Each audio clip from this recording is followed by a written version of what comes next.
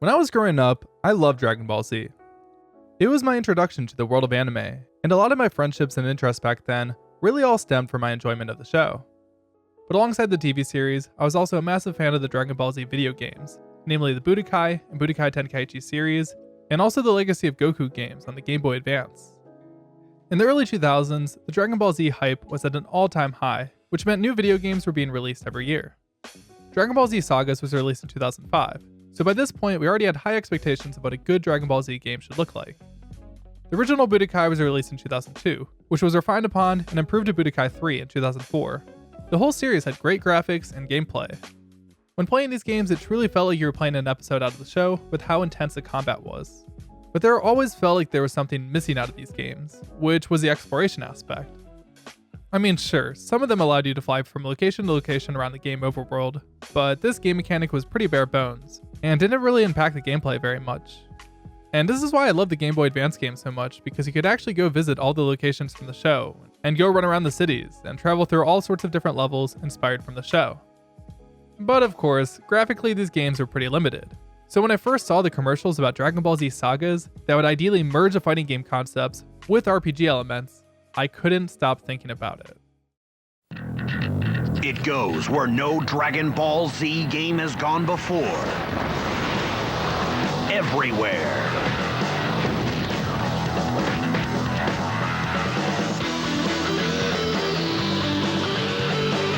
Introducing Dragon Ball Z Sagas, the first ever Dragon Ball Z action-adventure game. Available on PlayStation 2, Xbox, and Nintendo GameCube, rated T for teen. But yeah, unfortunately, this game fucking sucked. Which is surprising I even realized as a kid, because I'd pretty much play anything back then. This game was advertised as an open world sandbox game, but in reality, it was linear in design with invisible walls everywhere, throwing the idea of exploration straight into the trap. There are still enemies in this area. Eliminate all enemies to advance. You're still missing some Dragon Balls. Keep looking. Also, this game was a beat 'em up, not a fighting game, so expectations did need to be lowered quite a bit with anything involving combat, but still, the combat wasn't very fun. I ended up renting this game during my birthday, and my mom told me that if I ended up liking it, then she'd buy me the disc as my present. So here I am, supposed to have one of the best days of my childhood. I printed out a bunch of birthday party invitations that I made on Microsoft Word with a giant picture of Super Saiyan Trunks on them because he was my favorite character, and I passed them out to all my friends at school, telling them that there would be pizza, cake, ice cream, we'd go bowling, and the cherry on top of all of it is we'd get to play the brand new Dragon Ball Z game, because for the first time ever, we had a game with co-op mode, so some of us could play together. And yeah, when it did finally come time to play, we found it much more fun to unlock the flight speed boost and just fly around the map at top speeds, because actually playing the game wasn't very fun at all. The Budokai games just had a certain flair and charm about them, which was entirely absent from Sagas, that it didn't even feel like as an official release, apart from the badass box art. I guess I was more disappointed because I legitimately think this was the first time I learned that video games could be boring, and for that, I could never forgive Dragon Ball Z Sagas. At least we never actually bought the game. But Sagas had all but left my memory throughout my adulthood until I stumbled across a Team 4-Star video where they ranked all the Dragon Ball Z video games, and there it was. Towards the bottom of the list, Dragon Ball Z Sagas, and the memories started flooding in. But For real though, this game is wet stinking garbage. What's it doing here, Garrett? But at the time I saw this, instead of thinking, oh yeah, that was a terrible video game, I should continue avoiding that at all costs. Instead it was, oh yeah, that was a terrible video game. I bet the speedrun is super broken. So I looked into it. But before we get into the first speedrun of this game, I'd like to give a special thanks to today's video sponsor, Recoome. Now, Recoome earbuds may not be able to scan your enemy's power levels, but they do provide amazing sound quality, they block out sounds with their noise isolation technology, and they're probably more durable than a power level scanner anyways. Recently, I switched over to my calisthenics arc of my physical training, and I've pretty much completely switched over to using my Recoome earbuds because whether I'm doing push-ups, assisted handstands, or anything else, these bad boys don't move an inch. Recomes also have 32 hours of standby battery life and can play audio for 8 hours of continuous use. These earbuds are sweat and water resistant, allowing them to survive sweaty pockets or the occasional washing machine experience in the event you forget them in your pockets. I'd also recommend checking out the Raycon fitness earbuds, which have an improved battery life and stabilize even better during workouts. Raycon has over 50,000 5-star reviews and a money-back guarantee if you don't like them.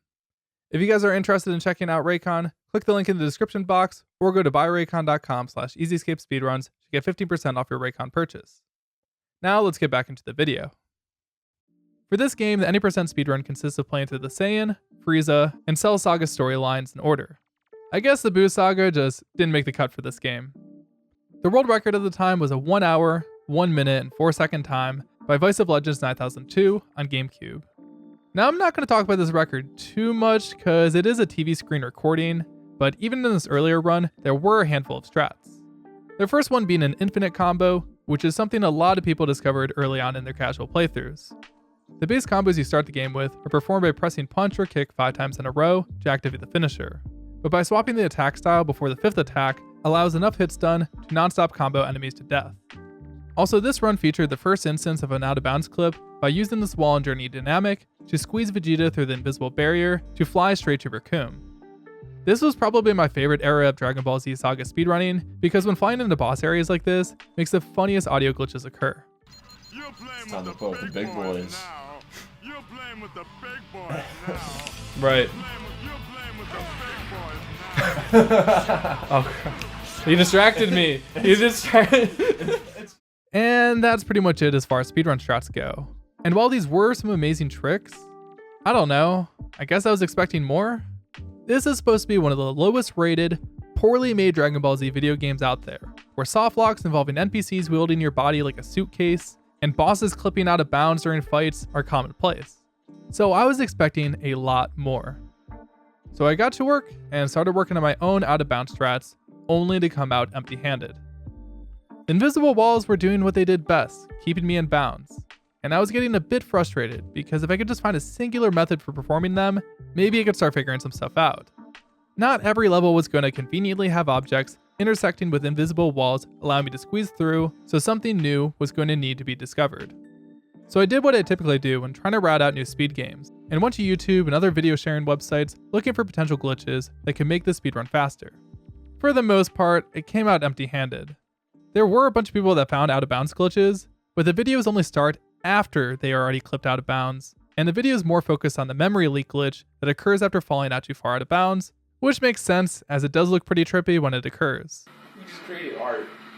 Yes, we did, my sir. Yes, we did. That is awesome. Upload. Dang! Watch this. Fireworks. Yeah. Why am I falling backwards? Whoa, we're making Shenron! Awesome! Come on, fly in a circle, Abraham! Let's make Shenron! The only videos that showed how they performed the out-of-bounds clips either happened by freak accidents, like this clip where Piccolo gets hit by flying debris while in the corner, or this one in Perfect Cell. The other problem with these is they occur during boss levels, and at the time, these were assumed to not have any time save because the levels were just simple boss fights anyways, so getting out of bounds doesn't really help skip anything. During my search, I even found the original Journey to Namek out of bounds clip posted all the way back in 2010.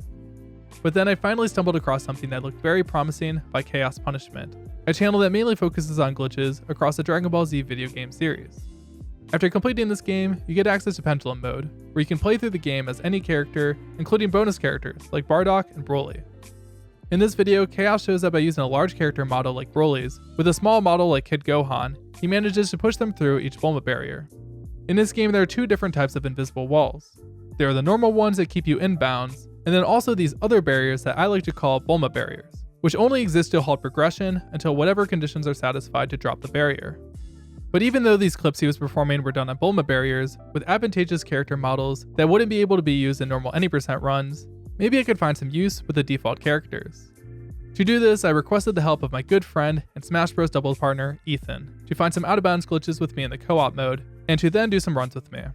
Because although I would have liked to see the regular any% category be refined, at the end of the day, I really just wanted to see the most broken Dragon Ball Z Saga speedrun possible, and for the time being, it looked like co-op was the way to do so.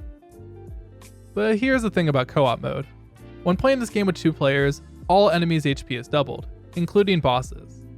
And although we are attacking the boss with 2 people, and ideally would be doing double the damage, This just isn't practical, as it's so easy for one of us to just drop a combo or get in the way of each other, preventing combos from landing.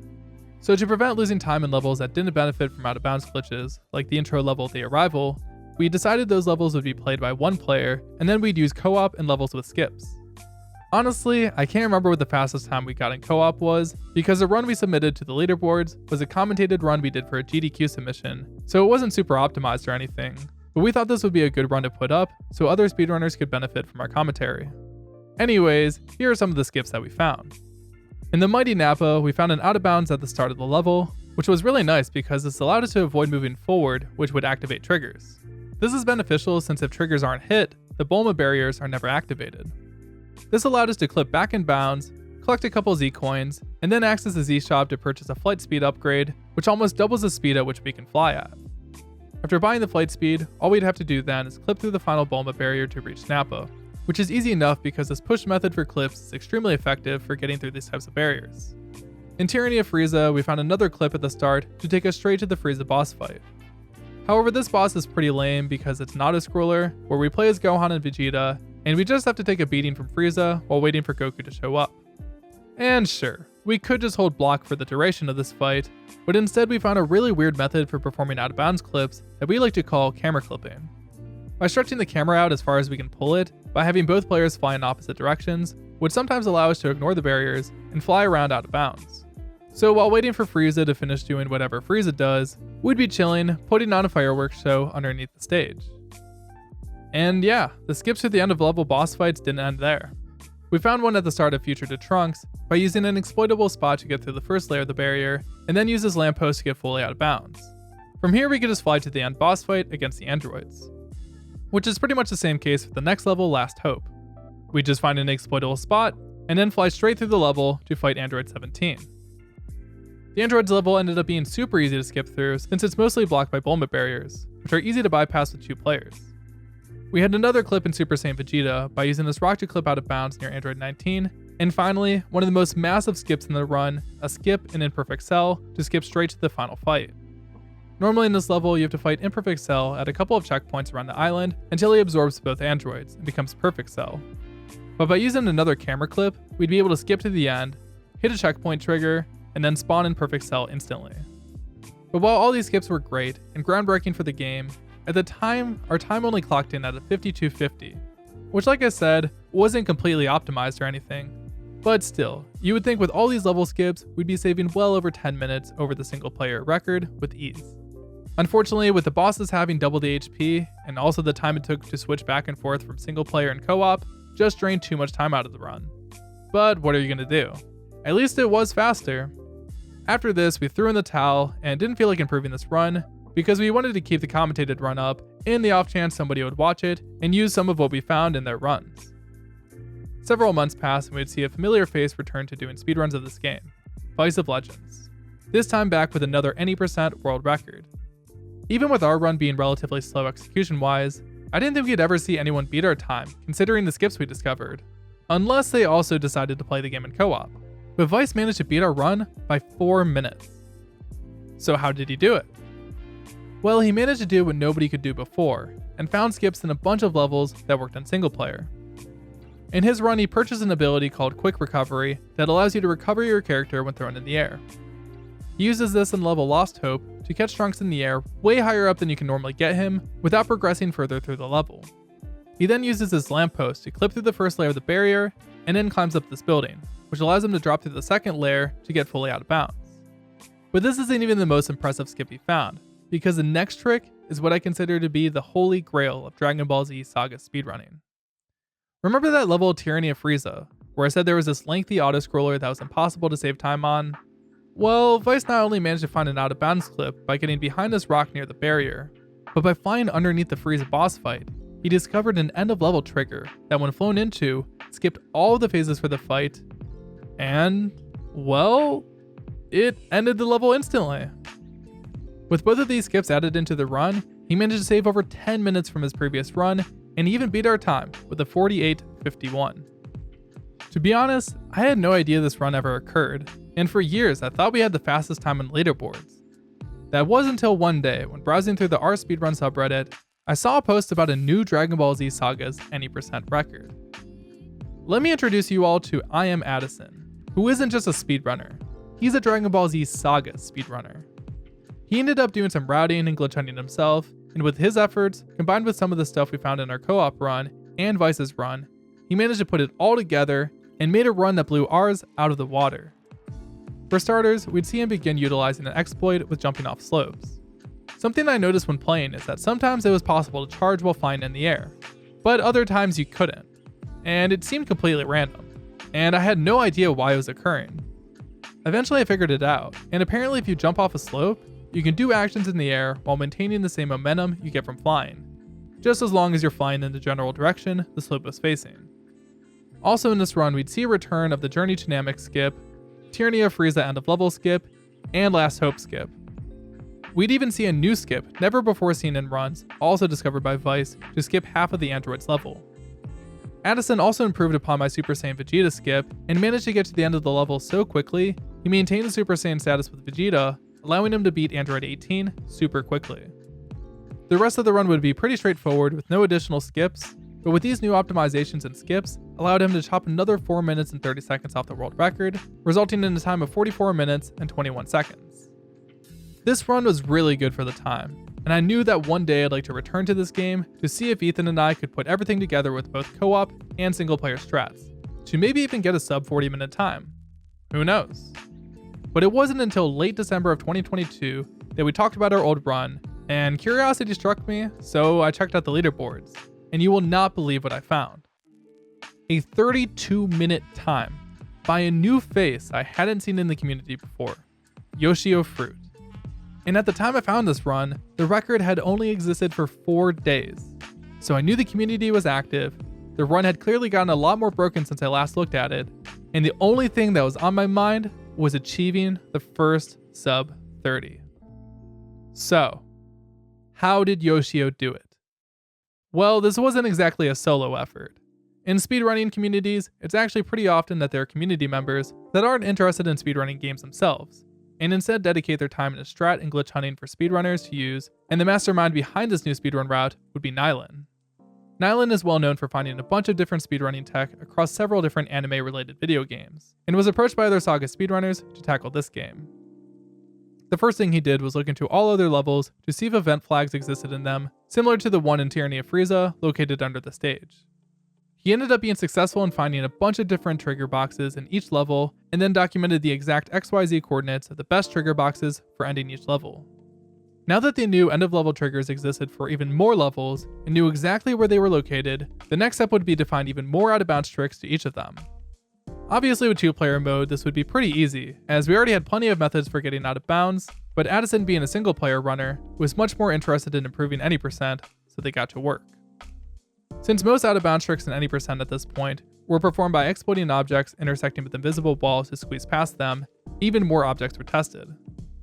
Addison then discovered in the Captain Ginyu level that a rock found at the start of the level could be used to clip out of bounds. While this discovery was amazing, the problem was the entire stage was surrounded by water, which extends far outside the normal bounds of the level. So unless we could find a downwards clip to get past the water, a full level skip wouldn't be possible. But still, the Jason Birder fights were now possible to be skipped, and conveniently there was a Z shop located on the way to the Captain Ginyu fight, which would be the perfect spot to purchase flight speed. Furthermore, the Bulma barrier that normally blocks access to the Ginyu fight wouldn't be present since we skipped past the encounter just before the fight, meaning it never activated, and we could just run into the Ginyu fight, no problem. Nighlin then began looking into more levels to see if he could find more out-of-bounds spots and levels that didn't have any at all, or at least improve the ones that already existed. And he struck gold. The first big discovery was a new method of performing out-of-bounds clips similar to the 2-player strats, but without needing an additional player. By luring over enemies and blocking their attacks, it was possible to get them to clip you out of bounds. Coincidentally, being a lot of the same spots we used in our 2-player run. But there were some new ones too. And you may be wondering, why weren't these found sooner? Well, I'll get to that in a bit, but there are a bunch of other discoveries to go over first. So like you just saw in the last clip, getting out of bounds using Cybermen was now possible in the Nappa level. But with the discovery of end-level triggers, our goals for this level changed, and getting out of bounds just meant you had to run along the grass outside for a while until you could finally get underneath to fly under the trigger. Was this faster? Yes. but only just barely, especially since we didn't have flight speed unlocked yet. This led to Nighlin and Addison looking around the bushes towards the start of the level to see if any weird interactions would take place, and they found something amazing. The first ever downwards clip to get under the level immediately. This wasn't discovered until after Yoshi's run, but would set the scene for what was to come. The next massive discoveries would be in the future Trunks levels. In the first level, it was now possible to use robots to push through the barrier by this building to get out of bounds. And in the next level, Last Hope, a new method of performing the out of bounds was found by purposefully getting knocked back onto these rocks to gain height rather than using the recovery ability, meaning those Z-coins could be routed out. The rest of the setup would remain the same to clip with the lamppost and climb the building. Lastly, a new skip would be found in the Imperfect Cell level by positioning Cell in such a way to push Vegeta either up or down the slope, which would just barely clip out of bounds. With all these new strats put together and performed quickly, would allow Yoshio to finish the run with a time of 32 minutes and 9 seconds. Over 12 minutes faster than Addison's run. So it was safe to say the game was pretty broken. But the question was, is it broken enough for the sub 30? I instantly got to work, practicing the game for 6 to 8 hours a day for several days, trying to understand the nuances of all the new tricks, because I've been around the block when it comes to learning speedrunning strats, but these tricks were really difficult and really inconsistent. I feel like this run was in a place where the skill required and the RNG needed for a sub 30 were about on equal terms, and it was up to me to get my skill level as high as I could get it to make RNG less of a factor. But still, it was pretty bad. You see, the run now had several of what I would call 50-50s. Not because the strategies were true coin flips, but there wasn't much you could do to make them work much more consistently, and if you failed them, you'd have to reset the level. The instances of 50-50s in the run would be the out of bounds in the Ginyu level using the rock. The problem with this trick is that if you didn't get a first, or maybe sometimes a second try clip, the rock would get destroyed by either Jace or Birder, and the level would need to be reset, losing about 20 seconds each time. This was pretty much the same case for the out of bounds trick in Super Saiyan Vegeta, where if you don't get the clip quickly, Android 19 or Dr. Gero could blow up the rock, losing about the same amount of time. And then finally, in Imperfect Cell, when moving out of bounds, there's a spot where the invisible walls intersect, and you need to fly through them to get outside of the level. But if you don't get the clip, you instead get trapped in between the invisible walls, soft locked until you reset the level. While this 50-50 is a bit more in your control, it's still extremely easy to mess up, and pretty much results in a reset, since you do this after the Imperfect Cell skip. But hey, 3 50-50s in the run isn't that bad as far as luck is involved, right? Oh, well, I wasn't finished. It gets worse. Remember those out of bounds clips involving the robots in the Trunks levels? Well, during Yoshio's run, you can actually hear Addison in the call after Yoshio hits the out of bounds clip, explaining that he has yet to hit that out of bounds trick once, despite presumably practicing for hours and being an ex-world record holder of the category. Man, Yeah. I wish I could even do that out of bounds trick. I've still yet to do it. So it would be a stretch to assume this was just a skill issue to not get it one time. At the beginning of the level, there are 3 robots that spawn in, but obviously you'll only need to use one of them to perform the clip. The problem is, not all of these robots are built equal. Some robots are able to push your character further than others, and the ones that don't have this property, I'd venture to say will never push you through the barrier at all. At least it's never happened to me before. And the problem is, there is no way of knowing which robot will have that property without testing them first. I mean, they all look exactly the same. And this is a big reason of why strats like these didn't exist until now. It's not that nobody had ever tried them, but if you tested these spots and didn't have a robot with pushing capabilities, you'd probably just write it off as not working. And in my case, I didn't experiment with enemies too much since I usually played with a co-op partner. This is where I would spend most of my time practicing, as well as making consistent setups for flying into all of the end of level triggers, because these triggers were extremely small, and making even the smallest of adjustments would either cause the triggers to work or fail. I did have a couple of other tricks up my sleeve to save even more time off Yoshio's run, and I'll get into those in a bit, but even with all these new strats, and practice, and everything else, after days of running the game, I just couldn't seem to put a run together. The RNG was brutal, and making the smallest of mistakes would instantly cause resets. I was getting a bit frustrated, but stayed dedicated to the grind. And then out of nowhere, I finally got on a run that had a shot of getting sub 30. First of all, this run started off really strong with the fastest Reddit split anyone has ever gotten on the level. minor time save I found were for levels that start with characters flying in, you could do a punch or a kick to move about a half second sooner. But for the rest of this level, I just had really clean movement. I didn't miss a single key blast and didn't have to waste any time doing extra charging. And I instantly got this purple Cyberman to hit this boulder and destroy it, which saves a bunch of time because these rocks can only be destroyed with special moves like Kamehameha. But the biggest time save was from optimizing the Raditz fight. By doing 4 infinite combo rotations and using the finisher to knock Raditz over, do a small charge, and then shoot a third Kamehameha, doing the perfect amount of damage for the fight. In Nappa, I got the out of bounds clip relatively quickly and had no issues finding the out of bounds trigger. And it was the same case for the Journey Dynamic skip. However, things started going a bit downhill upon reaching the Ginyu level.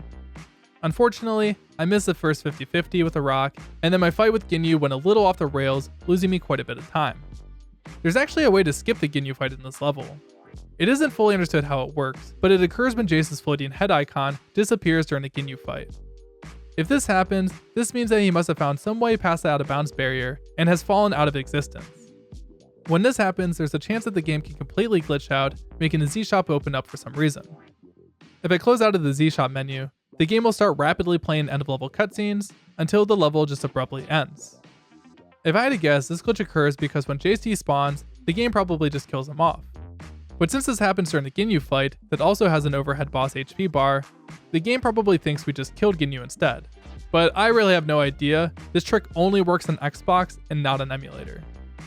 But yeah, even after losing roughly a minute on the Ginyu level, you'd think I'd reset. But with how inconsistent the Trunks levels are, maybe I could get lucky on those and make back the time. Also, I'm probably a broken record at this point, but even some of the fights in this game can be super inconsistent, like the Frieza fight.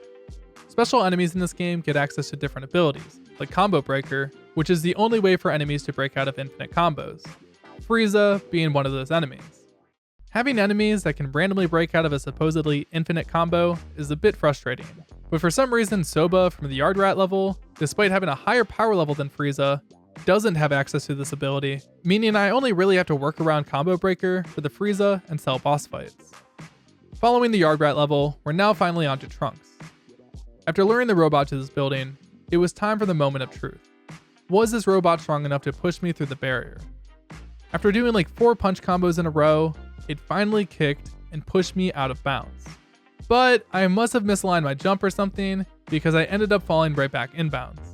Luckily, I managed to get repositioned, got the out of bounds trick again, got a decent setup for the out of bounds trigger, and flew straight into it, no problem.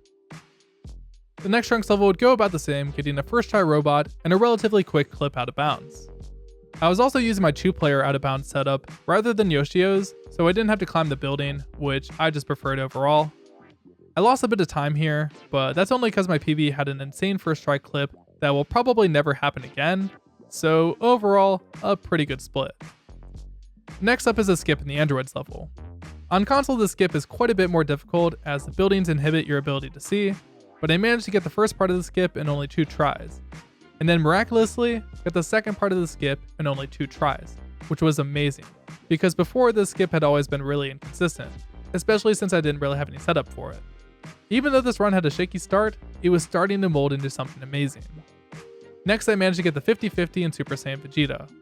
I got good RNG with combo prompts in the hyperbolic time chamber, saving another 15 seconds, and now it was on to Imperfect Cell. I spent about 40 seconds waiting for Cell to clip me through, but that's pretty standard, and luckily finally happened.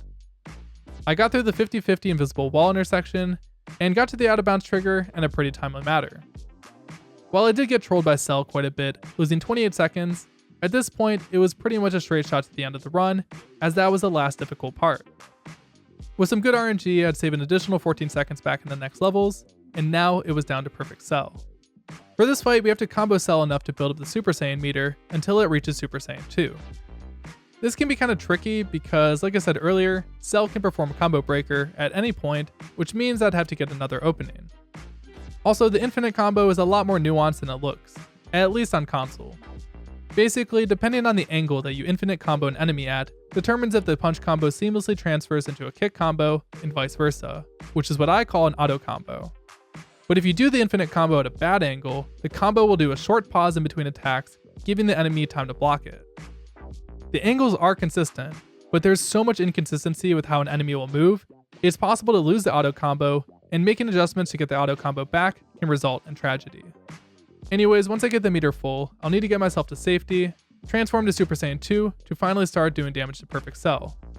Once Cell is on his last legs, the cutscene will play, and then I'll just need to land a Kamehameha, and that's the game. This run ended with 29 minutes and 15 seconds, making it the first ever sub 30 minute speedrun for the game, and from here, I figured my work to be done.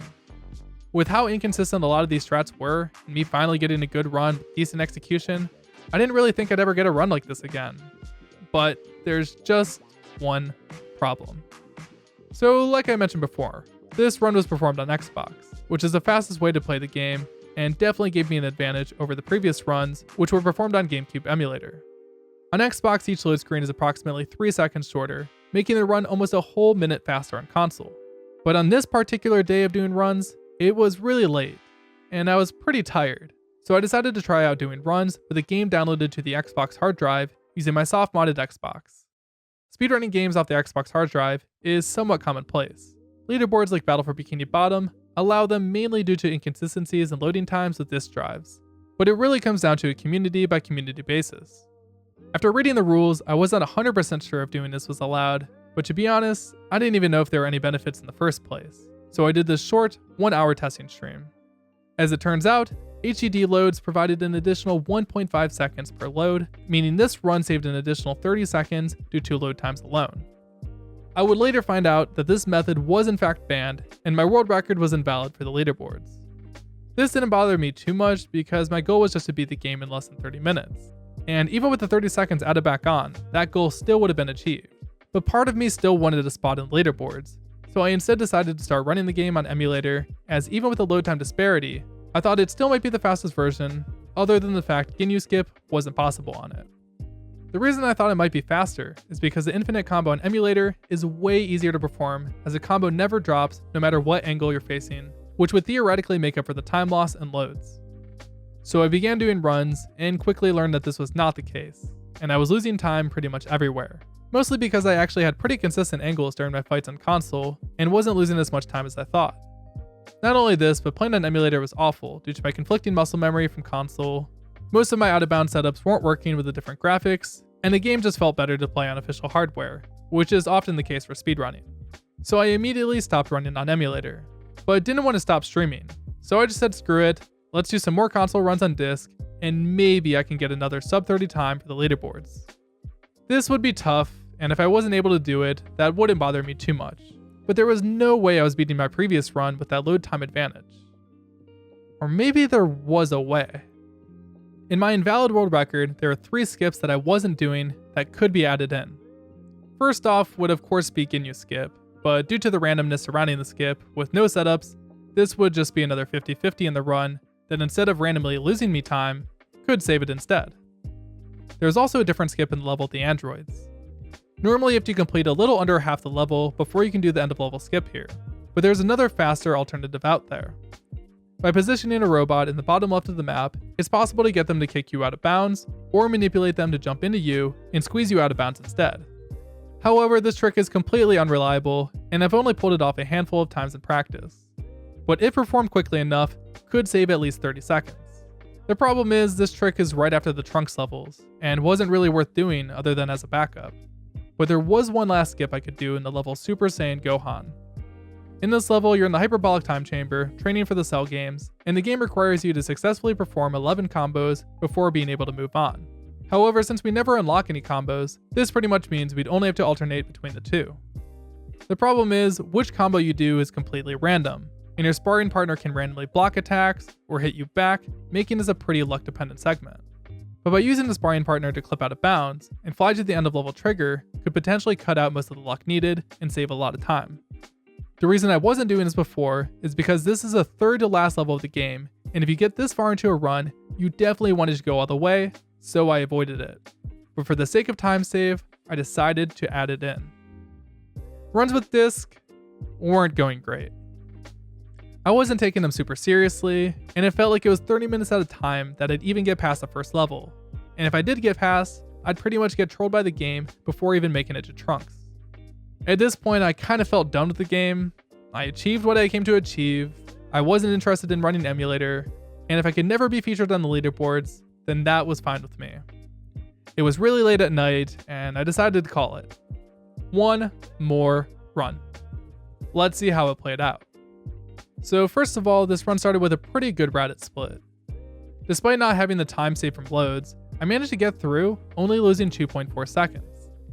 Then in Napa, I had the best segment I or anyone else has ever had and probably will have in this level. During the out of bounds clip, I got an immediate clip out of bounds, and also cut my fall at the exact height needed for the out of bounds trigger, which might honestly be one of the most impressive things I've ever done in speedrunning. Getting these skips is already pretty difficult in general. This allowed me to gold the split and save an additional second. Moving on to my fight versus Vegeta, I'd save another 5 seconds, and Journey Dynamic another 8.5. And then, of course, in Captain Ginyu, I'd lose the 50-50 with a rock, and it got blown up on my first try. But luckily I got through no problem on my second try. I was really hoping that during the Captain Ginyu fight, Jace would despawn for the Ginyu skip, but unfortunately, it didn't happen. But the fight was otherwise pretty clean, and at this point, I'd be up 40 seconds. And for the most part, I'd be able to maintain most of this time save till Trunks, where I was still up by 31.9 seconds. Now let's see how Trunks goes. So, we got this guy. We need to perfectly line him up here. We want to be just right of center of him. This is a very nice lineup right here. I just use my shoulders to know. And now we see if he's strong enough, which he gives me an insta clip. Hold up. Okay. Beautiful. Okay, line up right there.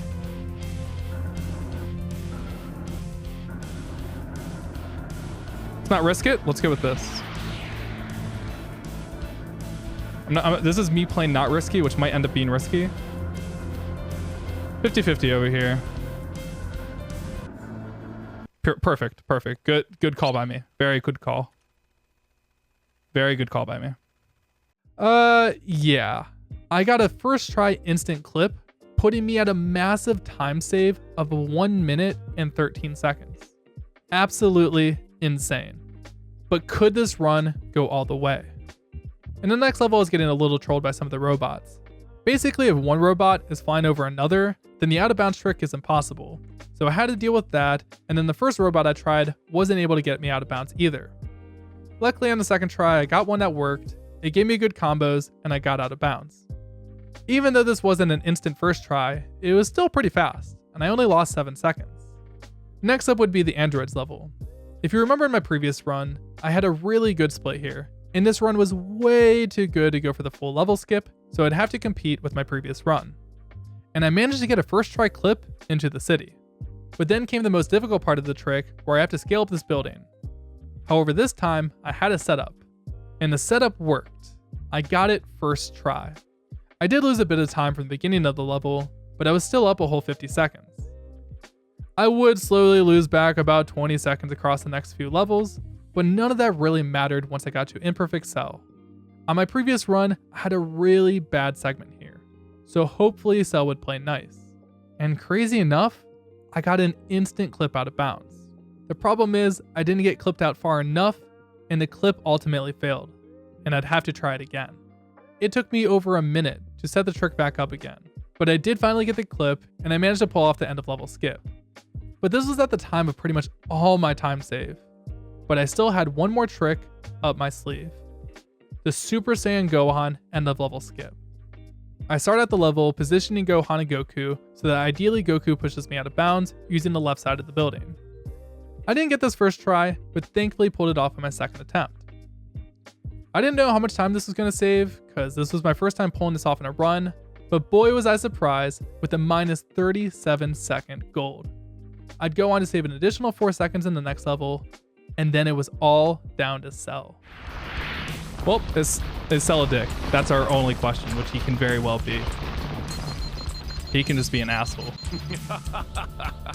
I will rule the universe. You can't beat me! It's a good start if I can get the opening from it, which I do, with the auto combo. Combo breaks. I shouldn't have done it. I should have stuck to it. But I did get the auto combo back. Have you had enough yet? One more. Thank you.